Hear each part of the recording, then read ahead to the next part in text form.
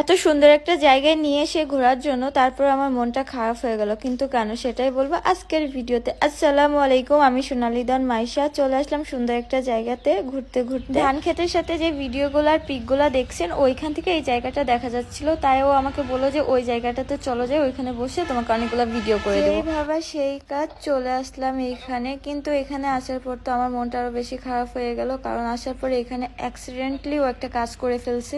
ভালোভাবে আমার ফোনটা হাতে নিয়ে কি করলো, আমার ফোনের ব্যাকপ্যাকটা একদম ছুঁড়ে ফেলে দিল। কোথায় ফেললো একটু পরে সেটাও বলতেছি। তো ছুঁড়ে ফেলে দেওয়ার পরে এখানে আমি মন খারাপ করে বসে বসে একা একা বকবক করতেছিলাম, তারপর ভিডিও করে দিচ্ছিল। তো ওইখানে ভিডিও করা শেষ। তো এখন একটু এই পাশ থেকে ওই পাশে যাব। মাঝখানে ছোট্ট একটা নদী মতো আছে, নদী না কি যেন এটা বলে, খাল খাল মতো আছে। তো এখানে যাইতে যাইতে আমি আবার শাড়িতে ময়লা জড়াই ফেলছি। ও 2-3 বার পরিষ্কার করে দিছে, তারপরও আবারও আমি নিচে পরিষ্কার করে নিলাম। তো এখানে আমি উঠতে পারছিলাম, তাই ওরে বললাম হাতটা একটু বাড়ান। আমার বলা লাগে না